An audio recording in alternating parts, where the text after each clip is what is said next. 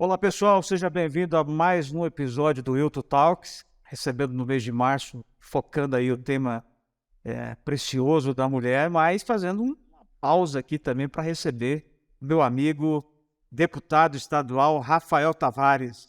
Obrigado, Rafael, por estar aqui Valeu, conosco, viu? obrigado, Wilton. Satisfação estar aqui para bater um papo, falar um pouquinho sobre política, sobre a direita. E vamos lá, estamos à disposição. Vamos para cima, né? Vamos para cima. Beleza, antes da gente começar, eu quero agradecer os nossos parceiros que estão participando conosco, o Maze Coffee Shop, o Janderson Fotografia, agradecer também, nós temos aí o WK Notícia, que é o nosso parceiro, gente, todo esse material, nosso podcast, ele é postado no WK Notícia, pode acompanhar tudo em todas as vezes, no site, no YouTube, no Instagram, no Facebook, enfim, todas as nossas redes e nas minhas pessoais também. Então você pode compartilhar, deixar o seu comentário e agradecer os nossos parceiros.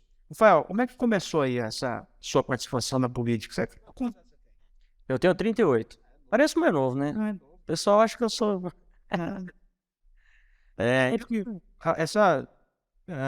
Com a era Bolsonaro, a gente teve um despertamento aí significativo, né, da juventude, de uma safra nova, né? Com certeza. Como é que foi cooptado aí? Eu, na verdade, venho da iniciativa privada, né? Eu sempre trabalhei com comércio desde muito cedo e nunca me interessei por política, por partido, nada disso. Só que em 2013, ali, com aquela situação das manifestações que ocorreram no Brasil, e aí começou aquela movimentação toda para tirar a Dilma na época, né? E ali começou a despertar um interesse, a gente começou a fazer as manifestações de rua, fazer não, participar, cidadão apenas. E depois veio um segundo momento, eu conheci o então deputado federal Jair Bolsonaro, né, na época, e foi a primeira vez que eu vi um político autêntico, vamos dizer assim, falar de uma forma verdadeira como até então eu nunca tinha visto. E aquilo ali me despertou realmente, falei, pô, tem gente boa na política. Até então a gente tinha aquela imagem, né, vamos dizer assim, a política é ruim, não, vamos ficar longe. Só que existe um problema nesse caso, quando a gente fica muito longe, as pessoas que gostam de política que vão governar toda a população, né? E se você se afasta, você acaba ficando longe das decisões. E eu comecei a acompanhar o presidente Jair Bolsonaro, deputado federal na época, falando a verdade, falando que bandido tinha mesmo que cumprir ali, né, a situação, e parou de passar a mão na cabeça desse pessoal. E eu me interessei muito pela forma como ele falou, pelo conteúdo que ele estava passando, e conheci o trabalho do professor Olavo de Carvalho na época, e ali foi um divisor de águas, onde eu realmente entendi a importância da questão filosófica, da questão do estudo. Você chegou a fazer o curso com ele ou não? Fiz o COF, não fiz inteiro, né? Muito longo, muito denso, mas eu fiz o início ali, mas eu fiz vários cursos relacionados a essa questão, me aproximei do cristianismo, mas estava muito longe, e fui entrando, e percebi que, na realidade, se a gente não fizer nada para mudar, a gente vai ficar sempre reclamando. E caí meio de paraquedas em 2018, participei da campanha do presidente Bolsonaro, montei um movimento. Quando ele ganhou a eleição, eu falei, bom, agora a gente tem que fazer alguma coisa para dar base, né? E nós estava engatinhando um movimento em direita CG na época, que era um movimento que nós criamos, né? E aí esse movimento cresceu, virou em direita MS, eu fui candidato em 2020 a vereador pelo Partido Republicanos, e inclusive quando foi o pontapé inicial mesmo, né? Lá atrás, quando a gente conversou, e eu aceitei o convite, e a gente disputou a eleição por um detalhe. Infelizmente não conseguimos entrar. Parte do jogo, né? Parte do jogo, talvez não fosse o momento. E 2 anos depois a gente conseguiu entrar para deputado estadual, que foi uma vitória incrível, sem padrinho, sem recurso, uma guerra realmente aí. E deu tudo certo, Deus abençoou a caminhada. Estamos lá na Assembleia agora. Legal. Agora, claro, o Bolsonaro acho que inspirou muita gente, o próprio Olavo que você colocou. Acho que a atuação dele lá na Câmara dos Deputados também teve uma reviravolta, inclusive pautou muito a bancada evangélica. Nesse tempo eu estava lá, de 2008, 2009 para cá. Agora, não tinha um tom também aí um pouco, não surgiu muito radicalismo nesse meio? Como é que porque você vê o presidente Bolsonaro lá atrás, batendo muito nos velhos políticos, tinha o chavão dele, o Centrão, né, enfim. E depois, eu acredito que isso foi amadurecendo um pouco, que acabou que ele tendo que, para ter uma certa instabilidade no governo dele, ele mudou um pouco. Sim. Como é que vocês encaram essa mudança? Está mais tranquilo encarar a realidade política ou ainda tem esse radicalismo de uma posição de separação mesmo? Como é que você, agora com o mandato, como é que você está vendo isso? Eu acho que tem que haver uma coalizão de centro-direita, porque senão a gente vai perder as eleições, perder espaço. Eu sou conservador, eu não me considero radical. Não acho que o Bolsonaro... Acho que radical pode os caras têm um carinho em você aí. É verdade.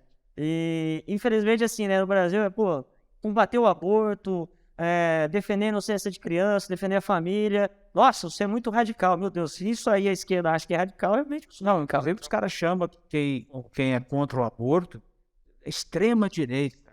Eu vejo que a extrema-direita é contra o aborto, contra... Cara, então eu acho que todos nós somos, É aquela questão da janela de Overton, né? Que você classifica ali dentro de um espectro, você coloca a esquerda e a extrema esquerda dentro do cenário natural. E aí a direita fica fora desse espaço. Então a direita, na verdade, se torna extrema e a extrema esquerda se torna a esquerda normal. E a esquerda centro-democracia, não, isso daí é centro e tal. Então existe essa estratégia feita também por eles para justamente tirar do debate público, né? Quem pensa, quem defende um pensamento mais conservador. Mas eu acho que o presidente, enquanto fazia campanha, ele levantou alguns pontos ali e a própria imprensa rotulou o Bolsonaro e seus apoiadores como extremistas, né? E ficou caracterizado aquilo. Claro que durante a campanha ele falou realmente contra o centro, mas eu acho que a partir do momento que ele venceu as eleições, ele se viu numa situação ali que se ele realmente não tivesse essa coalizão de centro-direita, ele ficaria muito exposto. E a esquerda sabe trabalhar muito bem isso, né? A esquerda levaria o centro para o lado e ficaria muito mais forte. Então eu acho que ele, por uma questão de sobrevivência, realmente teve que se aproximar ali e fazer essa coalizão. Eu não vejo problemas, porque eu acho que o meu inimigo, o inimigo em comum, né, é a esquerda realmente, são os progressistas. E se há necessidade de formar essa coalizão com o centro para governar, para ter a governabilidade, eu não via da forma como muitos viram. O Bolsonaro traiu. Não acho. Acho que realmente o propósito dele ali tinha essa necessidade, né? Por questão de necessidade mesmo. E dentro desse aspecto todo da participação do Bolsonaro, o crescimento da Bolsonaro, a perda da eleição, você acha que desmobilizou, vai desmobilizar essa galera que vinha no ascendente aí, participando? Você acha que a eleição do Bolsonaro, a derrota dele, nós vamos ter um atraso? O que você... Ou não? Ou a direita está viva, está... Eu acho que o Bolsonaro, ele levantou e plantou sementes, né? Eu me considero uma semente do surgimento do Bolsonaro, ou até mesmo do jeito que a imprensa classifica como bolsonarismo, né? Na verdade, despertou o patriotismo nas pessoas, ele fez o cidadão gostar de política. Você vê, há 10 anos atrás, quantos podcasts para conversar sobre política com esse que tinha no Brasil, né? Ou qualquer programa de rádio. Muito, muito poucos e sempre concentrado ali numa ideia social-democrata, numa ideia progressista. E hoje nós vemos, assim, pessoas comuns.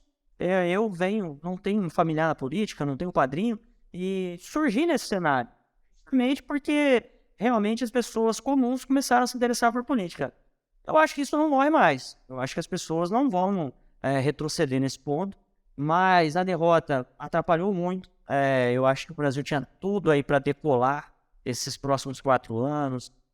Nós tivemos uma pandemia, tivemos ainda a situação de guerra na Europa. Tudo isso atrapalhou a parte econômica do governo, porém, brilhantemente, Paulo Guedes mostrou que tem uma competência sensacional e conseguiu ainda manter o país.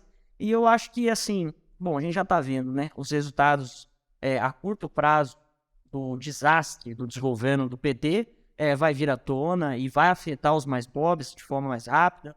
E isso aí vai fazer com que o Bolsonaro volte mais rápido do que a gente imagina. Aliás, a empresa está aí divulgando que a direita, esse bolsonarismo, teve um crescimento absurdo nos últimos dias, né? E a esquerda caindo, né? Agora, deputado, como é que você vê como é que você vê esse crescimento do ativismo judicial ou de movimentos que tentam cercear a liberdade das pessoas? Como é que está em cara você? gosta de falar, gosta de posicionar, que não tem preocupação em estar se manifestando aquilo que você pensa. Mas a gente tem várias pessoas sendo censuradas, outras presas, enfim, outras pagando multa. Você está encarando esse debate? Isso intimida um pouco? Olha, é uma perseguição covarde, né? Porque a gente vê aí a situação. É claro que, entrando na questão do 8 de janeiro, eu não estou aqui para defender terrorismo, invasão, eu sou contra tudo isso. Eu participei de várias manifestações desde 2013 e nunca vi nada disso, nunca apoiei nada disso. Mas a gente percebe que estão classificando todas as pessoas que têm um pensamento mais alinhado com a direita de terrorista, de antidemocrático. E aí a gente percebe que, na realidade, na prática, Wilton, quem está buscando esse cerceamento da liberdade, quem está sendo de fato antidemocrático é justamente o oposto, porque você cala uma voz. Nós temos o Alan dos Santos, que teve que sair do país, vamos dizer, preso. Jornalista, né? E cadê a mídia falando? Nada. Agora, se fosse um jornalista alinhado com a esquerda, aí seria um pânico total, censura. Então, na realidade, a gente vê que esse pessoal eles não estão preocupados com a liberdade nem com a censura, e sim com quem está representando essa liberdade e essa censura, né?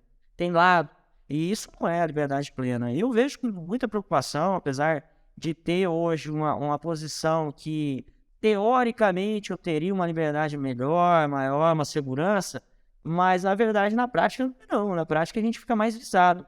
E, recentemente, aí todo mundo acompanha aí minhas lutas na justiça, etc. Então, a gente percebe que existe, sim, um olhar diferente para nós, né? Mas nós não podemos recuar, né? Jamais. Ou seja, a esquerda, de uma certa forma, ela está enraizada em diversos segmentos da sociedade, a própria imprensa, que é uma imprensa hoje parcial, né? Completamente alinhada a esse pensamento. Você tem uma parcela do judiciário, e você também tem uma parcela aí que representa a cultura, a música, enfim. Tem uma galera muito afinada, mas que na verdade quer excluir quem pensa diferente. Eles acham que todo mundo tem que pensar igual a eles, né? E isso vem lá de trás de forma planejada, né? Não é à toa que a esquerda, desde a década de 60, 70, ocupa espaço nas universidades, nas escolas, e as universidades automaticamente formam jornalistas. E esses jornalistas formam a opinião pública. E dentro das universidades também saem os advogados, de todos os profissionais da área jurídica. E essas pessoas, ao longo de 40, 50, 60 anos, ocupam espaços estratégicos e acabam excluindo a direita do debate público. Quando essa direita ressurge com o Bolsonaro, que foi um acaso, na verdade o plano do establishment, o plano ele não era esse, né? O plano era a guerra das tesouras, né? PT, PSDB, e ficar polarizando ali eternamente. E o Bolsonaro surge num cenário diferente, vence as eleições, e aí, e agora o que a gente faz para tirar esse pessoal? E eu vejo que o que a gente está vendo hoje foi plantado pela esquerda há muitos anos atrás. E é o fruto disso aí, infelizmente. Agora começam a surgir jornalistas que têm um pensamento conservador, professores. É uma luta que a gente tem muito grande aqui no Mato Grosso do Sul. Eu fiz várias denúncias contra professores que fazem militância, por exemplo, dentro de sala de aula. É um absurdo o aluno aqui que mentaliza a escola, né? Ideologicamente. Quer dizer, para destruir a identidade dessa criança, ou para tentar levar o pensamento ideológico dela para um caminho. O professor não está sendo pago para isso. E é uma briga que a gente defendeu isso aí, eu levantei essa questão, eu tomei processo de algum professor, mas é uma coisa que eu acho que nenhum pai, nenhuma mãe, nenhum avô aqui no Mato Grosso do Sul quer que seu neto, seu filho, seu sobrinho vai para a escola e seja influenciado pelo professor.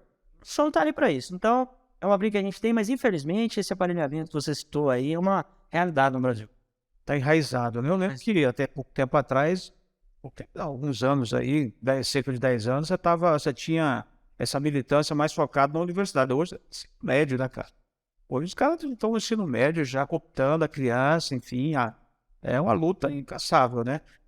E eu queria pegar esse gancho aí, porque você, agora como deputado, você tem uma iniciativa bacana até.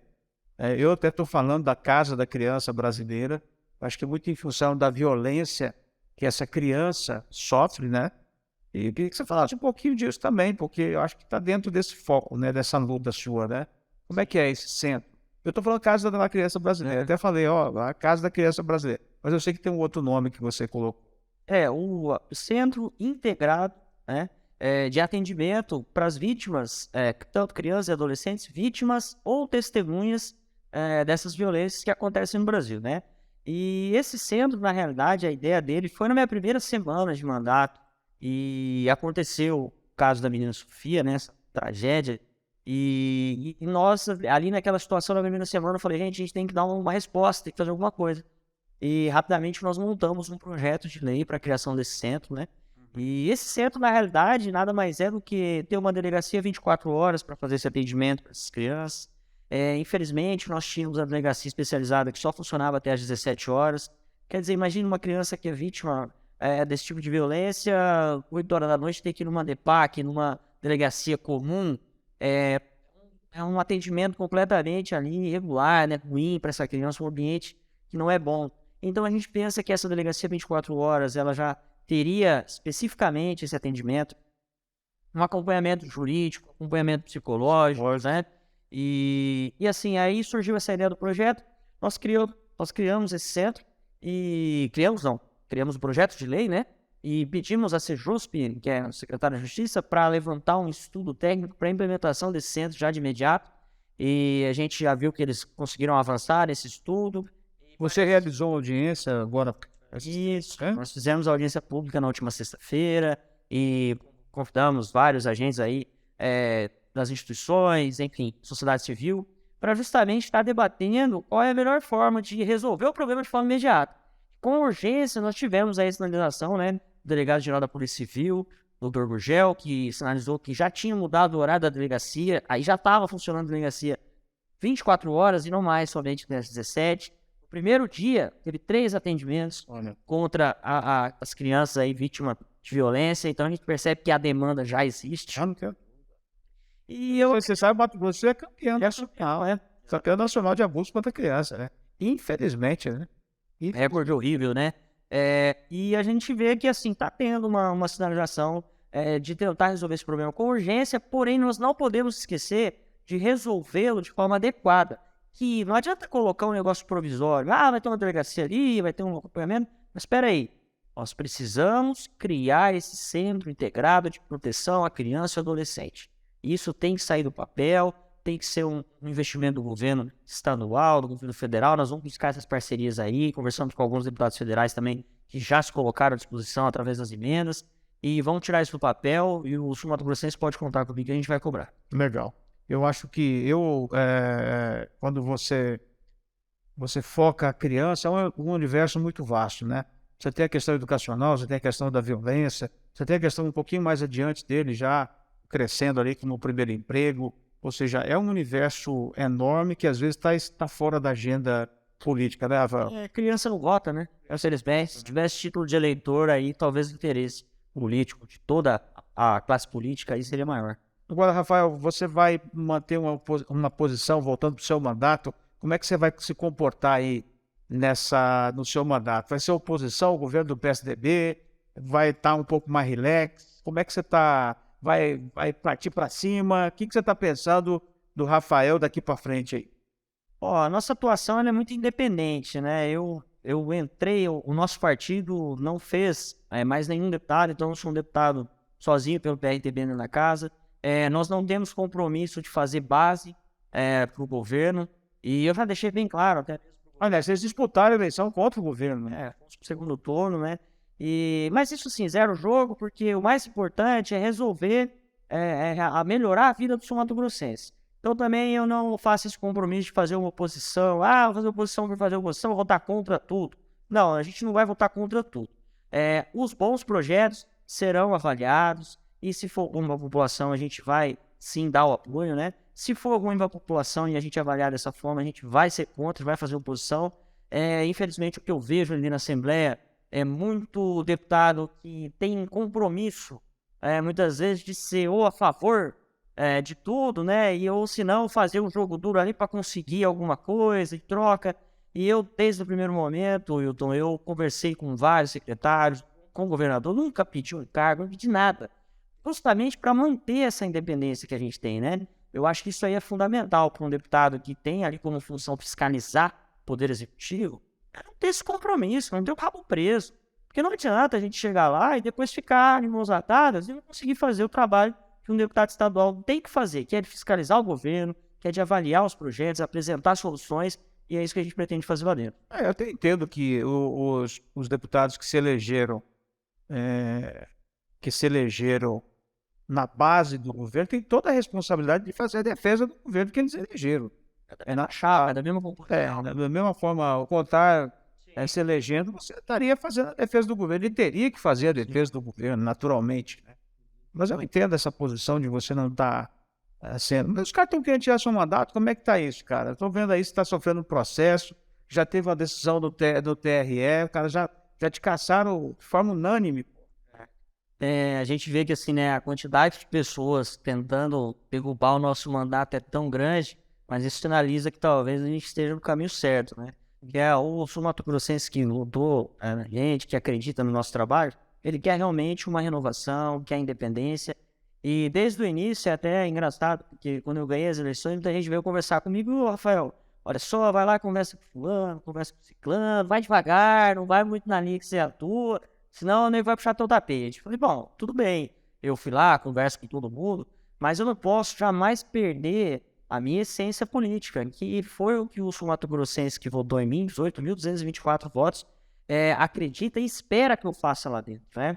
Essa questão do mandato, em tempo recorde aí, o TRE julgou o nosso mandato, eu até fiz nas minhas falas, espero que realmente o TRE continue com essa rapidez, com essa agilidade toda para julgar os políticos corruptos do Estado, né? Porque senão fica uma coisa muito parcial. Mas realmente foi uma situação muito chata ali, a gente ficou um mandato tão difícil de ser conquistado, eu não usei dinheiro na minha campanha, a minha campanha foi a mais barata da casa ali da Assembleia, e a gente chegou de forma independente, e a gente se vê numa situação onde a Justiça simplesmente caça o nosso mandato no Tribunal Regional Eleitoral. Foi uma ação completamente maluca aí, proposta pela Soraya, a senadora Soraya, através da União, para ajudar o ex-sócio dela do escritório, que não tinha tido voto suficiente, mas na conta deles, se a chapa do PRTB caísse, ia privilegiar essa vaga do União Brasil.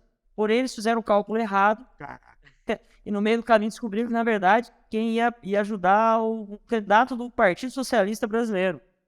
E aí eu até fiz esse questionamento, falei, bom, a Soraya, que foi eleita na esteira, na sombra do Bolsonaro, está lutando agora para tirar um deputado de direita para colocar um deputado do Partido Socialista Brasileiro. Não faz sentido algum isso aí. Mas deve ter algum sentido interno ali que talvez a gente não saiba, né? Nunca ninguém faz uma ação dessas, você está pensado, né, Rafael? Agora, como é que tá? A questão processual que você me perguntou, né? Nós perdemos aqui no TRE. O Ministério Público Eleitoral foi contra a cassação. Foi contra, o Ministério Público apontou ali que na realidade não havia essa situação, foi colocada pela União Brasil. O partido PRTB, sem nenhum centavo de dinheiro público, formou uma chapa extremamente democrática, dando a oportunidade de muita gente que nunca havia disputado as eleições disputar pela primeira vez. Montou uma chapa dentro do quociente da cota das mulheres, com 8 candidaturas femininas e 16 masculinas, exatamente como manda a lei. Durante o processo eleitoral, 2 mulheres e um homem tiveram suas candidaturas indeferidas. Acontece que a lei é muito clara que a verificação da cota ela é feita na hora do requerimento do DAP, e não posteriormente. Porque pode acontecer de alguém desistir, pode acontecer, enfim, uma série de coisas. Inclusive, você cria um precedente com essa decisão aqui, local, regional, por exemplo, você bota um cavalo de Troia no partido do inimigo. Você vai e coloca uma mulher na chapa dele, e durante o processo eleitoral ela vai desistir, ou ela não faz campanha. E aí o que acontece? Passou lá um candidato da chapa, ganhou a vaga, alguém vai lá e falou, essa mulher não fez campanha. Ou ela desiste no meio do final ali. Como é que você vai substituir essa candidatura? Se você substituir uma candidatura feminina, veja bem, se essa mulher desiste da campanha no meio do processo eleitoral e você substitui por outra mulher somente para cumprimento de cota, isso é fraude. Aí sim você está realmente somente substituindo uma candidatura, cumprimento da cota. E isso, na minha visão, é você tentar burlar o sistema. Sim. Agora, no nosso caso, as mulheres queriam disputar as eleições, elas infelizmente não tinham estrutura jurídica para verificar a questão de Isso elegibilidade. também não ajudou, né? O partido não tinha estrutura, a gente tinha um escritório jurídico que estava dando assessoria para a majoritária, que era o candidato ao governo. E deixou a proporcional. Proporcional é meio cada um por si. É um partido sem recurso, sem estrutura, é difícil.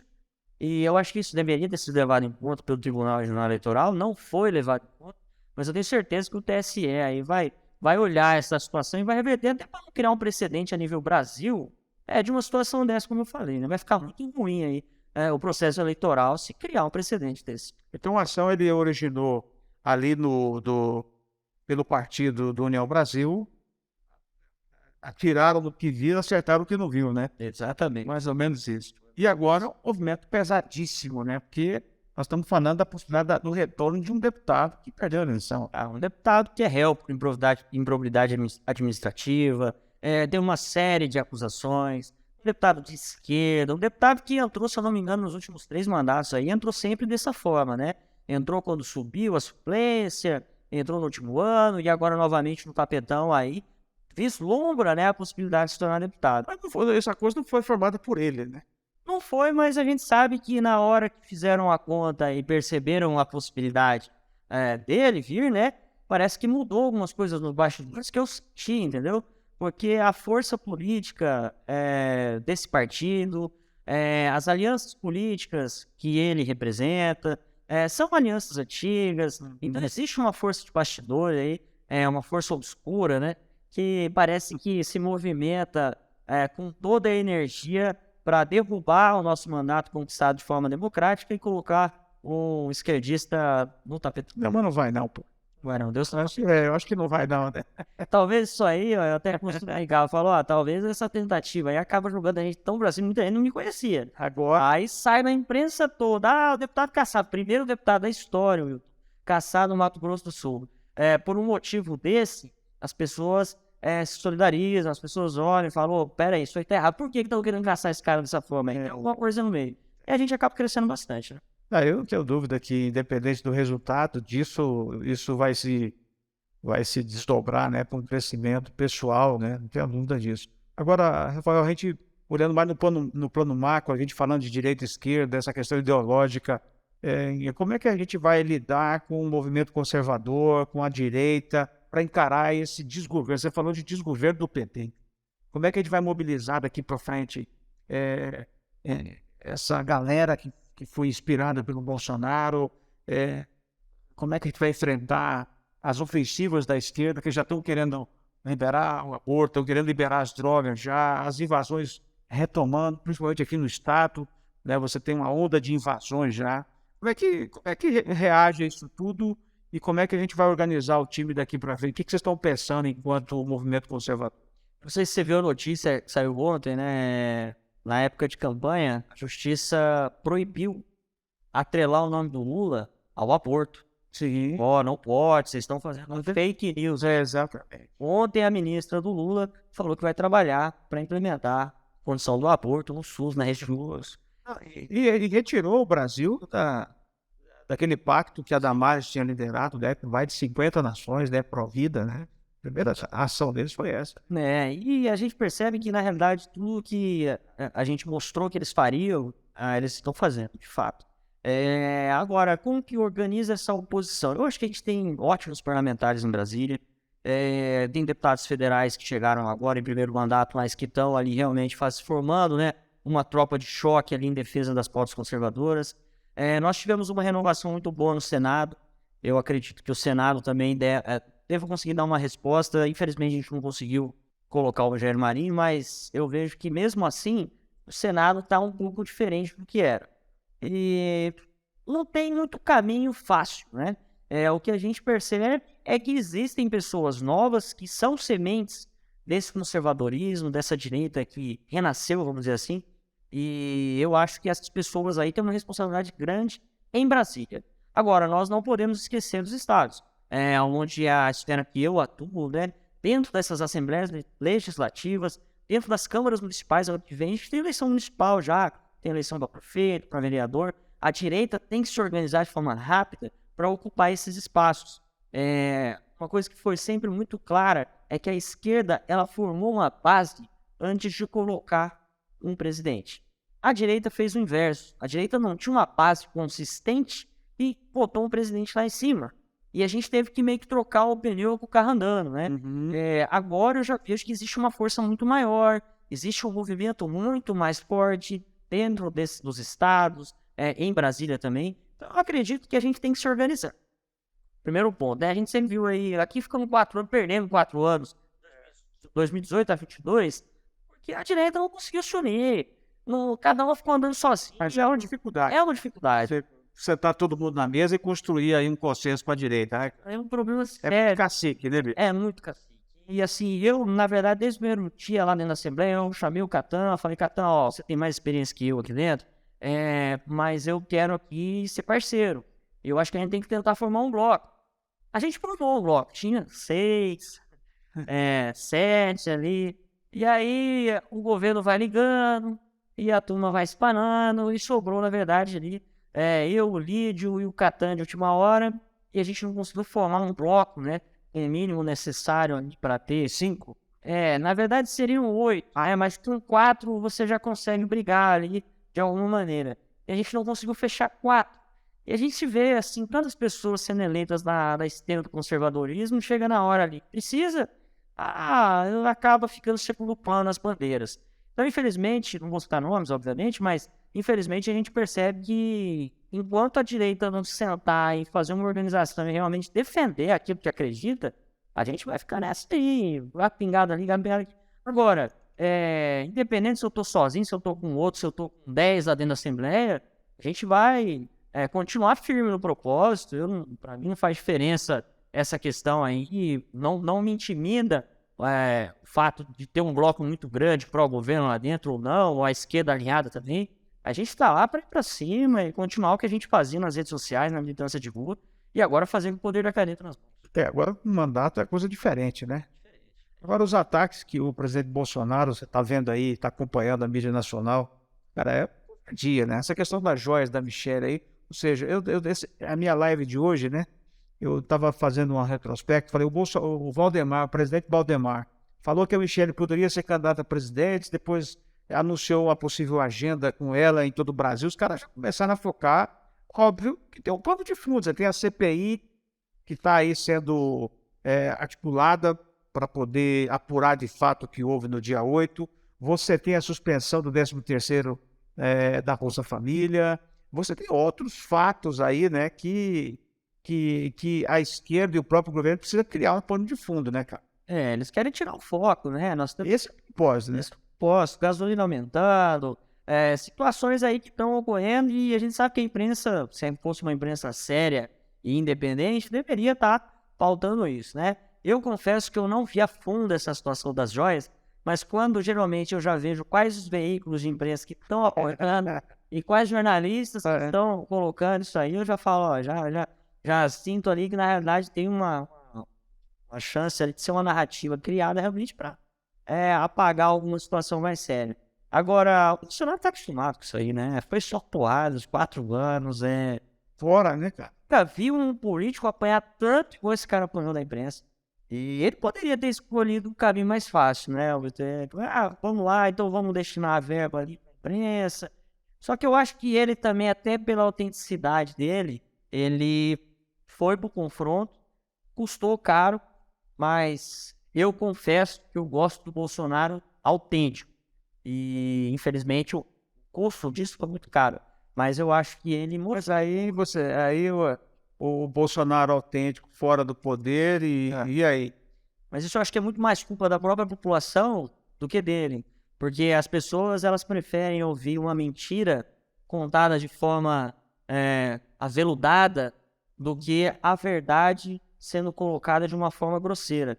E o Bolsonaro, ele sempre atuou dessa maneira, né? Ele sempre falou a verdade da forma autêntica dele. E aí, quando surge alguém falando de uma forma mais mansa, mesmo que seja mentira, ainda convence uma parte boa da população brasileira que prefere esse discurso, né? Então, e a imprensa também tem um peso muito forte nesse convencimento. E com toda certeza não é a maioria, né, porque se você pega os eleitores do Lula, os eleitores do Bolsonaro e aqueles que se omitiram, brother, você vai ver que a grande maioria, né, parte delas se posicionou com o Bolsonaro e a outra não quiseram o Lula, mas também não quiseram o Bolsonaro. Uma galera que ficou aí omissa, né, meu? E que tá tão caro, e muito caro. Eu ouço algumas falas assim, o Bolsonaro perdeu para ele mesmo, o Bolsonaro é muito radical, ele construiu a derrota dele. Eu falei, cara, você fazer uma análise dessa forma, você tira da sua perspectiva tudo aquilo que foi construído para derrubar o Bolsonaro. Uma ação judicial, um grande pacto na imprensa para destruir o cara, a próprio impacto político que foi feito para desestabilizar o governo, ou seja, houve uma maquinação para destruir uma candidatura e até mesmo a reeleição dele. Então, foi só pelo fato do posicionamento do Bolsonaro. Isso está muito evidente, né? E a gente, assim, né, pelo menos, seria até injusto da minha parte criticar ele após uma derrota.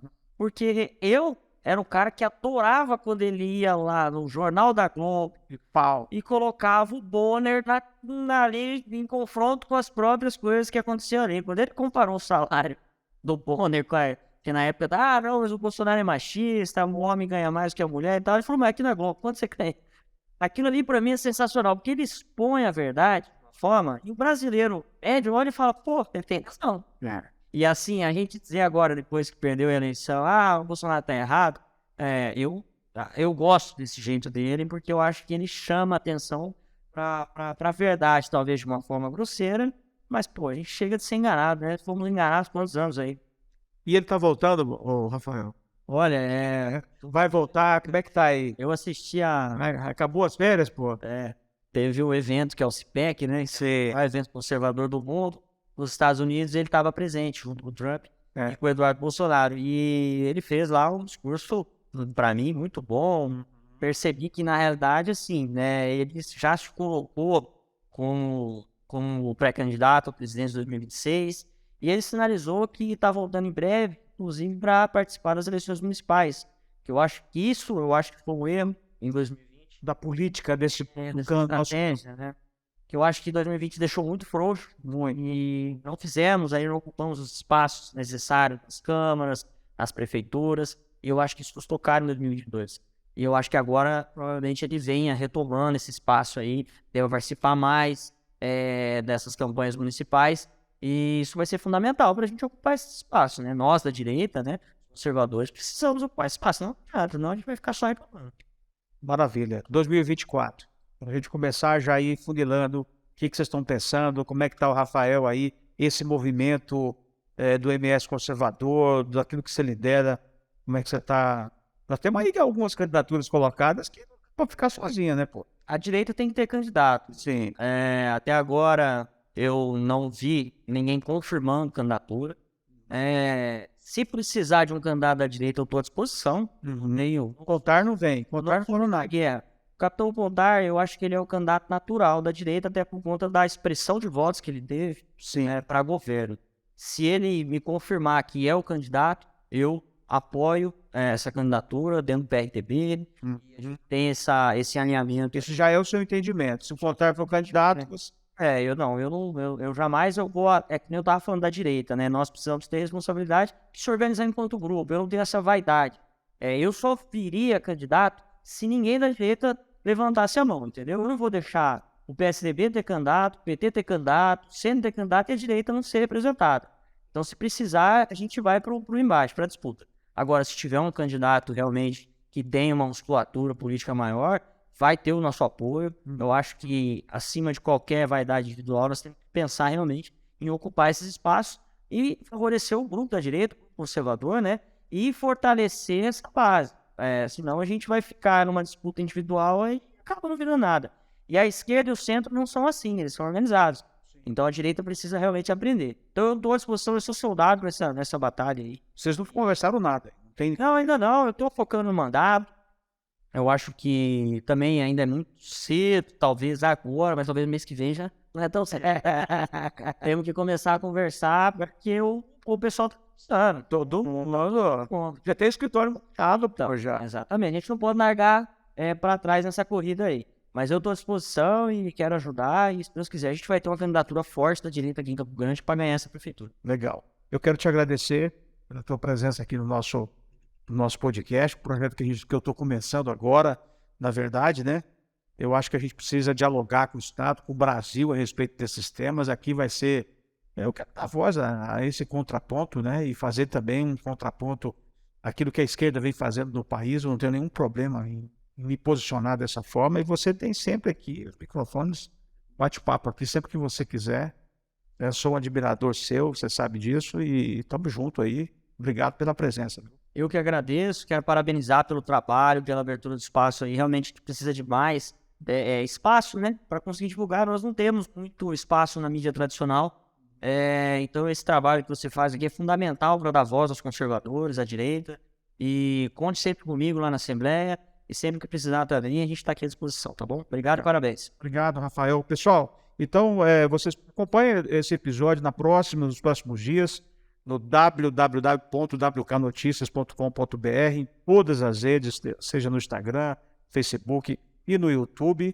E deixa também o seu recadinho. Obrigado pela participação, Rafael. Obrigado. Um abraço, gente. Até mais.